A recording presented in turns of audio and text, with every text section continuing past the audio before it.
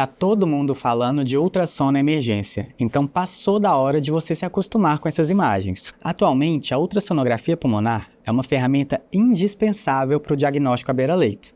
É fácil, rápido e barato. E o que a gente pode ver com essa ultrassonografia? Os tecidos da parede torácica, os músculos, as lâminas pleurais e inclusive a cavidade entre elas.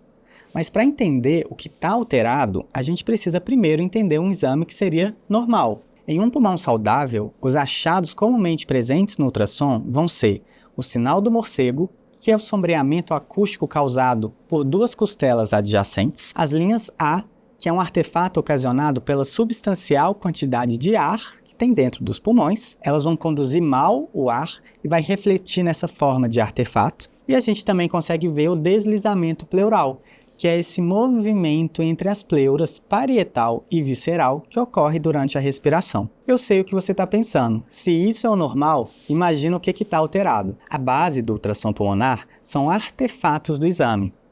Para realizar, você precisa entender quais artefatos são normais e quais podem ser patológicos. Na insuficiência respiratória, a ultrassonografia pulmonar pode ser usada não só para determinar a causa da dispneia.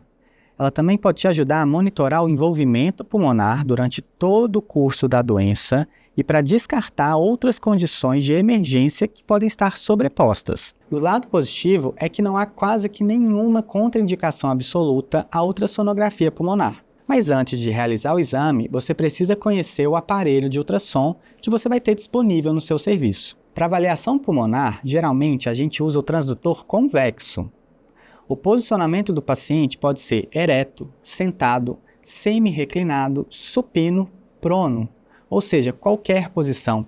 E isso facilita bastante, porque a gente não precisa contar com essa colaboração do paciente. Você vai aplicar uma pequena quantidade de gel no ultrassom, na superfície de varredura, e posicionar a sonda na parede torácica do paciente verticalmente ao longo do eixo longitudinal, com o indicador da sonda apontando para a cabeça do paciente. Quanto às configurações, você vai ajustar o ganho do aparelho de ultrassom para o 0 e, em seguida, ajustar para que as sombras das costelas sejam pretas e a linha pleural seja bem branca. Você vai evitar deixar a imagem muito brilhante, que a gente chama de overgaming, porque isso pode interferir na avaliação do paciente. A profundidade ideal é cerca de 10 centímetros, mas pode variar aqui até 16 centímetros dependendo da anatomia do seu paciente. Importante você saber que ajustes na profundidade podem ser realizados para visualizar melhor a pleura, que vai ser mais superficial, por exemplo. O exame ele segue uma ordem lógica. Você divide cada hemitórax em 6 segmentos. O limite anterior vai ser a linha paraesternal e o quinto espaço intercostal. O limite lateral vai ser a linha axilar anterior, a linha axilar posterior e o quinto espaço intercostal. O limite posterior serão as linhas paravertebrais e subescapular.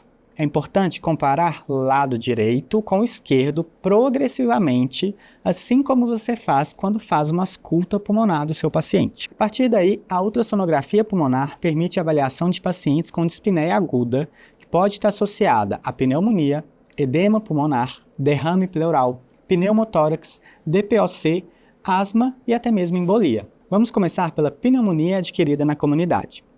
Essa condição geralmente acomete uma ou mais áreas específicas do pulmão, de forma que assimétrica. Isso reforça justamente essa necessidade de comparação entre o lado doente e o lado saudável. Você vai conseguir observar anormalidades focais na linha pleural, múltiplas linhas B que são confluentes e multifocais, que a gente chama de pulmão branco.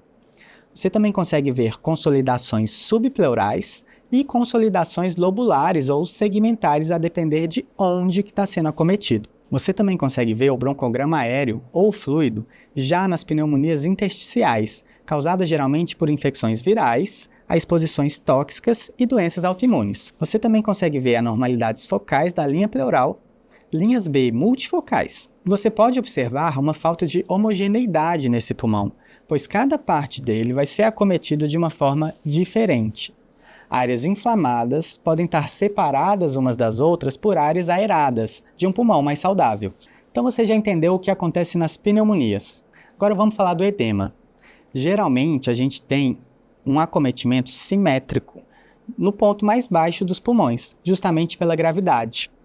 A imagem do ultrassom vai te mostrar linhas B, que podem evoluir até um pulmão branco. Esse envolvimento simétrico vai estar nos quadrantes inferiores justamente pelo padrão de gravidade e vai ser patognomônico para edema pulmonar cardiogênico, o que pode te ajudar bastante no diagnóstico e até no tratamento.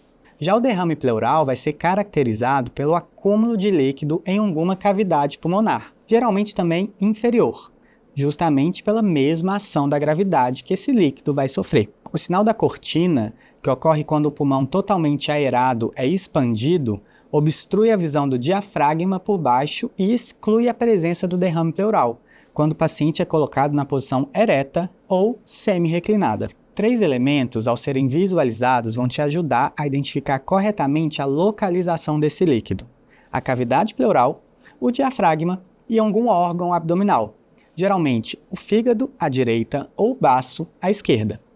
Algumas vezes, a coluna torácica pode ser vista durante o exame. Esse achado a gente chama de sinal da coluna e indica indiretamente a presença de líquido na cavidade pleural. A ultrassonografia é capaz de detectar pequenos volumes, geralmente a partir de 20 ml de fluidos. E a partir daí você pode tentar calcular o volume total acumulado. Outra condição que a gente também pode ver com ultrassom é o pneumotórax. Ele é menos prevalente em pacientes clínicos, mas potencialmente fatal nas vítimas de trauma. Nós vamos suspeitar na presença de pneumotórax quando tivermos ausência de deslizamento pleural, ausência de linhas B, as lesões subpleurais, ausência de pulso pulmonar e a presença de lung point. Quando você vê deslizamento pleural, isso exclui pneumotórax, mas a ausência pode ser causada por outras condições, então ela também não confirma o pneumotórax. O único sinal que é patognomônico do pneumotórax é o lung point, que é justamente o ponto em que o pulmão saudável dá lugar ao pulmão doente. Voltando aqui agora para os pacientes clínicos, a gente pode realizar uma avaliação de DPOC e asma exacerbados, principalmente pelos movimentos do diafragma, quando a gente configura no modo M. O movimento do diafragma é uma linha hiperecóica, que se eleva durante a inspiração e cai durante a expiração. Para facilitar, você pede para o paciente respirar profundamente e força a expiração com a boca aberta. Essa relação, que vai ser a excursão diafragmática durante o primeiro segundo de expiração e a excursão diafragmática durante toda a expiração, vai ser conhecida como M-Mode Index of Obstruction. E um valor menor do que 0,77 representa um padrão obstrutivo compatível com DPOC ou uma asma exacerbada. Por fim, a gente tem a embolia pulmonar. Já é mais difícil aqui a gente ver alguma coisa através do pulmão. Muitas vezes a avaliação vai ser cardiológica, justamente pelo aumento das câmaras direitas. Mas além disso, você pode ter outros exames, como uma angiotomografia ou uma cintilografia, que vão ter uma precisão um pouco melhor que o ultrassom. Apesar disso, a realização de Doppler pulmonar pode ajudar você a visualizar as consolidações ovais, redondas ou em forma de cunha, com fluxo sanguíneo visível terminando proximalmente, ou seja, justamente o trombo que está causando a embolia. Muito bom, né? Mas existem algumas limitações aqui. O ultrassom visualiza estruturas mais periféricas. Há uma capacidade limitada de detectar condições patológicas que não se estendem à pleura e que envolvem o hilo pulmonar, por exemplo. Além disso, condições médicas diferentes podem mostrar achados que são sobrepostos ou até mesmo idênticos. Vocês viram aqui ao longo da aula. Por exemplo, linhas B podem ocorrer em pacientes com doenças como edema pulmonar cardíaco ou não cardiogênico, síndrome do desconforto respiratório agudo ou fibrose. A presença de enfisema subcutâneo também vai dificultar o seu exame, assim como no caso de obesidade mórbida ou a presença de dispositivos médicos, como por exemplo o marca-passo. A posição do corpo do paciente pode limitar o acesso a certas áreas do tórax e também dificultar o seu exame. Por fim, uma outra limitação do ultrassom pulmonar pode ser a inexperiência do operador, já que ele é muito operador dependente. Por isso, você deve treinar sempre que possível. Ultrassom a gente aprende na prática. Apesar de tudo isso, ela é uma ferramenta diagnóstica bem estabelecida, amplamente acessível e econômica para pacientes que se apresentam no departamento de emergência com dispneia. Então vem com a gente explorar esse mundo de possibilidades do ultrassom na Carell Academy.